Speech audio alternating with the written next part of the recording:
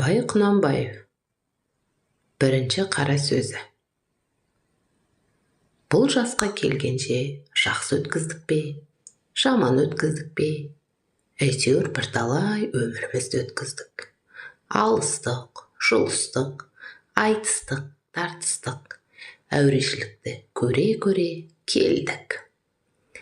Енді жер ортасы жасқа келдік. Қажыдық, жалықтық. Қылып жүрген ісіміздің баянсызын, байлаусызын көрдік. Бәрі қошылық екенін білдік. Ал енді қалған өмірімізді қайтып, не қылып өткіземіз?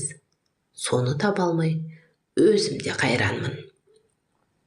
Ел бағу? Жоқ, ел баққым жоқ. Бағусыз дертке ұшырайын деген кісі бақпаса, не албыртқан, көңілі басылмаған жастар бағамын демесе, бізді Құдай сақтасын. Мал бағу?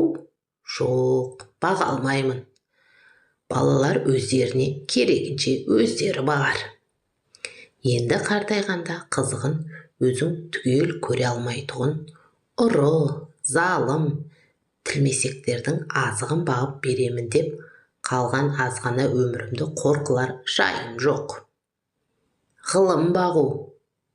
Жоқ, ғылым бағарға да ғылым сөзін сөйлесер адам жоқ. Білгеніңді кімге үйретерсің, білмегеніңді кімнен сұрарсың?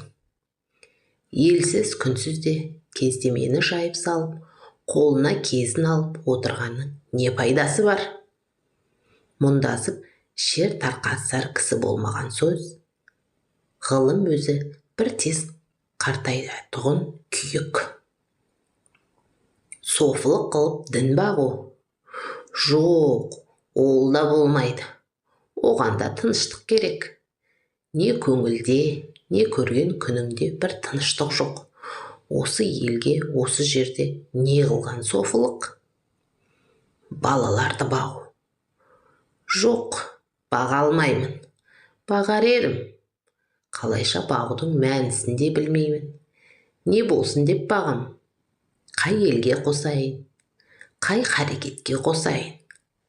Балаларымның өзіне ілгері өмірінің, білімінің пайдасын тыныштықпенен көрерлік орын тапқаным жоқ.